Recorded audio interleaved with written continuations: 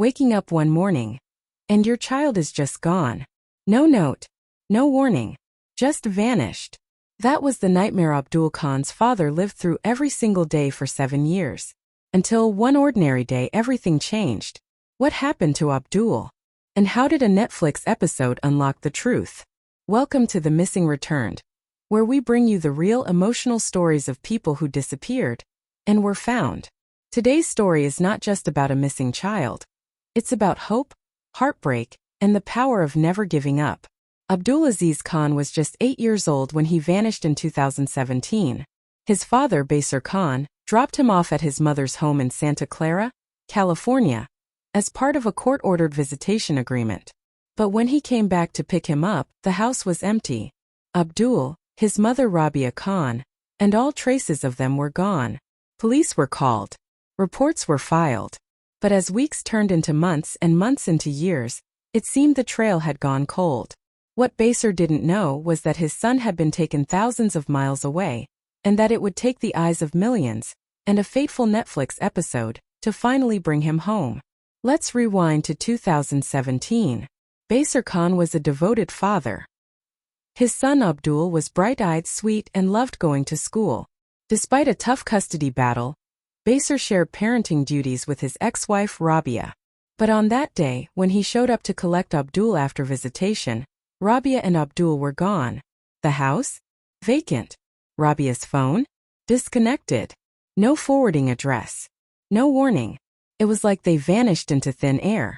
The local police opened a case, but with no immediate leads, it was labeled a family abduction, which, sadly, often gets less attention than stranger kidnappings. But for Baisar, every moment mattered. He plastered photos of Abdul across social media, on flyers, in missing persons databases. He worked with the FBI. He tried everything. And still silence. Fast forward to 2023. The case had been featured on Season 3 of Unsolved Mysteries on Netflix. The episode included Abdul's face, how he looked at 8, and how he might look at 15 through age progression. Then one day someone saw something. Tip came in.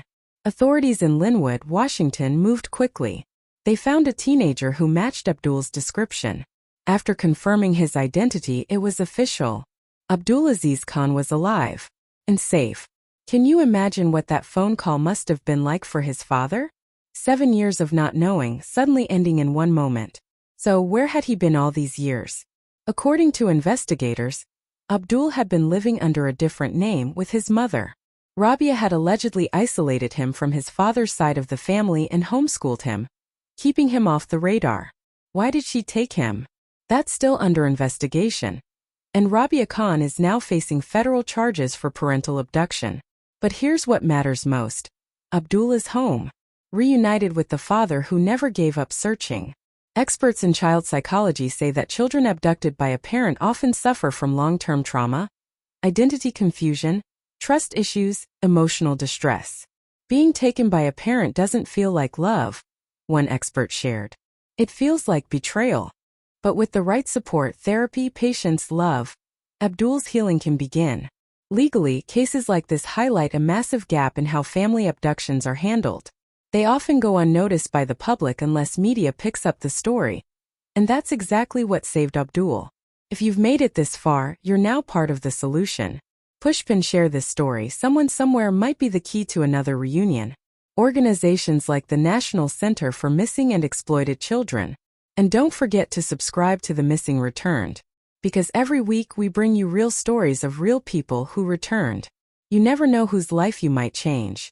Imagine being separated from your child for 25 years.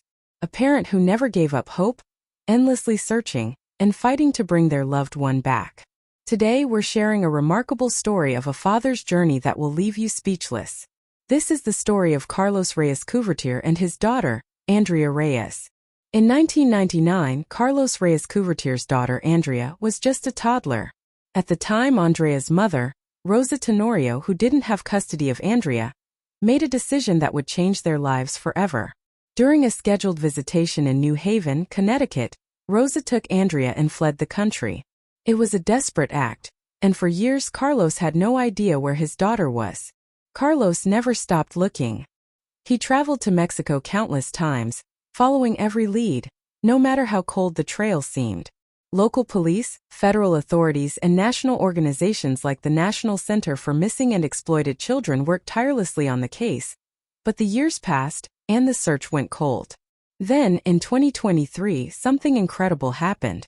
Detective Keelan Nivikoff from New Haven's Special Victims Unit decided to renew the investigation.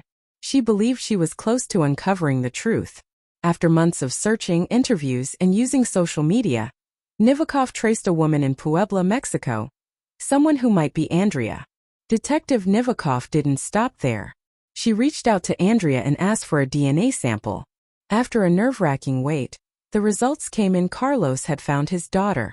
After 25 long years, Andrea Reyes was confirmed to be alive, and the father and daughter were reunited in spirit. Their bond was no longer a distant dream. It was real. Though they've yet to meet face to face, the emotional weight of their first phone conversations and messages cannot be overstated. Carlos, now 55, spoke at a news conference, sharing his overwhelming joy. He said, "It was a moment of joy, but the chapter is not closed. There are still steps we must take." And for Andrea, who now lives in Puebla, this marks the beginning of a new chapter, filled with hope and healing. Carlos and his wife Lucia are well aware that their reunion won't be without its challenges. There are years of separation to heal, so many unknowns. But as they've said, they trust that their journey forward is guided by faith. The National Center for Missing and Exploited Children is helping them prepare for their in-person meeting, understanding that this reunion will be a deeply emotional moment for everyone involved. This story is proof that even after years of silence, hope is never truly lost. Carlos never gave up, and now Andrea can finally know her father again. While the future may still be uncertain, one thing is clear. The bond between father and daughter has been rekindled, and their reunion is just the beginning of a beautiful journey of healing. Thank you for watching this emotional and powerful story. If you believe in second chances, or if you've ever wondered what it's like to find someone after so many years, this is a reminder that anything is possible. Stay tuned for more true stories of families reunited and mysteries solved. Don't forget to like, share, and subscribe to The Missing Return for more updates. Until next time. It's not a story, it's a true story being taken from your family at just 11 years old, only to endure 18 years of captivity. This is the harrowing reality J.C. Dugard faced. A story of unimaginable hardship, resilience, and ultimate survival. On June 10, 1991, in the quiet town of South Lake Tahoe, California, J.C. Dugard was walking to her school bus stop when her life changed forever. A car pulled up beside her, and before she could react, she was overpowered by a man using a stun gun and forced into the vehicle. The abductors? Philip and Nancy Garrido, a couple whose sinister motives would keep J.C. hidden from the world for nearly 2 decades. The Garridos transported J.C. over 170 miles away to their residence in Antioch, California. There, in a secluded backyard concealed from neighbors and authorities, they constructed a makeshift compound of tents and soundproof sheds. This hidden prison became J.C.'s world, a place where she was subjected to continuous physical and psychological abuse. Philip Garrido, a convicted sex offender on parole at the time, repeatedly assaulted her, leading to the birth of 2 daughters during her captivity.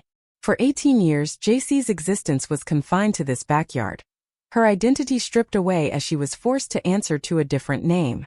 She was denied access to education, medical care, and any form of normal childhood experiences.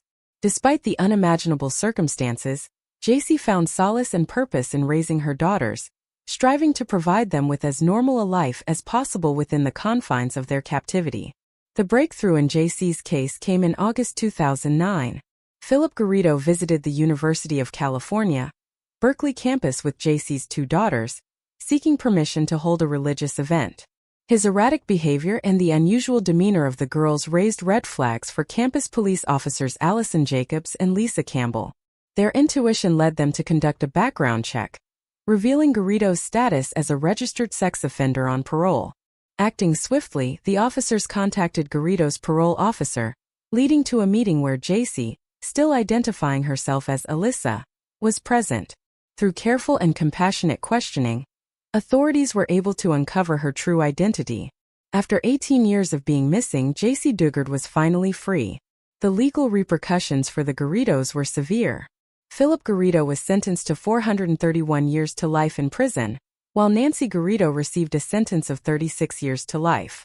These sentences reflected the gravity of their crimes and the prolonged suffering they inflicted upon JC and her family. Reintegrating into society after such a prolonged and traumatic ordeal was no small feat. JC reunited with her mother, Terry Probin, and together they began the arduous journey of healing. Determined to reclaim her life and identity, JC authored 2 memoirs, A Stolen Life and Freedom, My Book of Firsts. In these works, she candidly shares her experiences, offering insight into her years in captivity and her path to recovery. Beyond sharing her story, JC established the JAYC Foundation, a nonprofit organization dedicated to providing support and services to families recovering from abduction and other traumatic experiences. Through her foundation, JC channels her experiences into advocacy, aiming to assist others in their journeys toward healing. Today, JC and her daughters lead a life focused on privacy and healing in Northern California. While they have chosen to maintain a low profile, JC occasionally steps into the public eye to advocate for victims' rights and share her story of resilience. Her journey underscores the profound strength of the human spirit and serves as a testament to the possibility of reclaiming one's life after unimaginable adversity. JC Dugard's story is not just one of survival, but also of hope, resilience, and the enduring quest for justice. Her ability to transform personal tragedy into a platform for advocacy continues to inspire and empower many around the world. If JC Dugard's incredible journey of survival and resilience moved you, there's another story you won't want to miss. Click here to uncover the astonishing tale of Elizabeth Smart's abduction and her remarkable path to freedom. Her story is filled with unexpected twists and profound insights that will leave you inspired. Don't miss out. Click now to continue the journey. And like, share and subscribe our video. Also comment.